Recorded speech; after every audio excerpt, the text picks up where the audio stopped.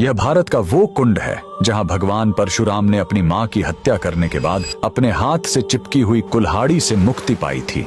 यह कहानी है महान ऋषि जमदग्नि और उनकी पत्नी पतिव्रता रेणुका की। कहते हैं रेणुका हर दिन नदी से कच्चे घड़े में पानी लाती थीं और उनके सतीत्व के बल से वह घड़ा टूटता नहीं था। उनके 5 पुत्र थे जिनमें सबसे छोटे थे विष्णु अवतार परशुराम। एक दिन रेणुका ने नदी में कुछ गंधर्वों स्वर्ग के संगीतकार को जल क्रीड़ा करते देखा। उन्हें देखकर एक पल के लिए उनका मन मोह में पड़ गया और उसी क्षण उनके सतीत्व का बल टूटा और कच्चा घड़ा टूट गया। जब वो आश्रम लौटी तो ऋषि जमदग्नि ने अपने योग्य बल से जान लिया कि उनका मन भटक गया था। वो इतने क्रोधित हुए कि उन्होंने अपने पुत्रों को आज्ञा दी, अपनी मां का वध कर दो। जब चारों बड़े भाइयों ने मना कर दिया तो क्रोधित पिता ने उन्हें तुरंत पत्थर बन जाने का श्राप दे दिया। इसके बाद परशुराम ने पिता की आज्ञा को अपना धर्म समझा। उन्होंने भारी मन से अपनी कुल्हाड़ी उठाई और अपनी ही मां का सिर धड़ से अलग कर दिया। उनकी आज्ञाकारिता से प्रसन्न होकर जमदग्नि ने वरदान मांगने को कहा। परशुराम ने तुरंत अपनी मां को फिर से जीवित करने और साथ ही पत्थर बन चुके अपने चारों भाइयों को भी मुक्त करने का वर मांग लिया। सब फिर से जीवित हो गए, मानो कुछ हुआ ही न हो। लेकिन कहानी यहीं खत्म नहीं हुई।